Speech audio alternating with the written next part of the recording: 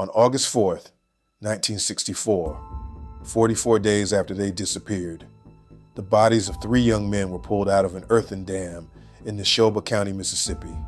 They were buried about 15 feet down. A bulldozer had put them there. Their names were James Chaney, Andrew Goodman, and Michael Schwerner. Chaney was 21 and from Meridian, Mississippi. Goodman was 20 and from New York. Schwerner was 24, also from New York. They were in Mississippi for Freedom Summer, registering black voters in a state that had spent 90 years making sure they could not. They were arrested on June 28th for speeding, held for hours, and released after dark. The Klan was waiting. A deputy sheriff had made the arrest. Here is the part that should sit uncomfortably. Chaney was black. Goodman and Schwerner were white, and it was the disappearance of 2 white college students from New York that put this case on the front page of every newspaper in the country. Hundreds of federal agents came to Mississippi.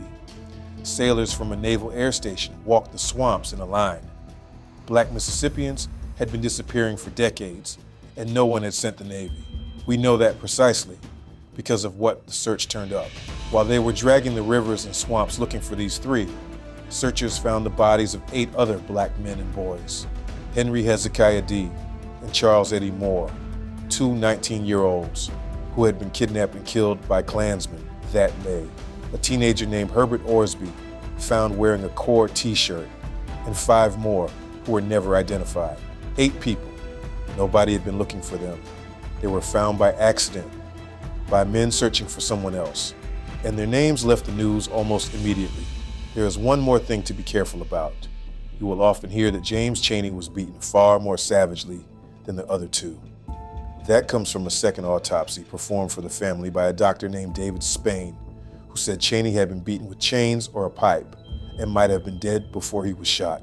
The state pathologist, Dr. William Featherston, found that Chaney died of gunshot wounds, noted the fractures, and said he could not determine what caused them. Those 2 findings were never reconciled, and pathologists still argue about it. What is not in dispute is that all 3 men were shot, and that Chaney, the black man among them, was the one whose body raised the question at all. Justice came in pieces and slowly. Mississippi never charged anyone with murder. The federal government charged 19 men with violating the 3 men's civil rights, which was the only tool it had.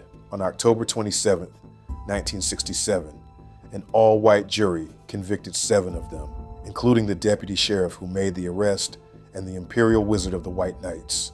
9 were acquitted. The jury could not agree on 3. Nobody served more than 6 years. It took until June 2005 for the state of Mississippi to convict a single person. Edgar Ray Killen, a Klan organizer and part-time preacher, was found guilty of 3 counts of manslaughter. He was 80 years old. He died in prison. The case was formally closed in June 2016. 52 years. Remember all 11. Learn the record.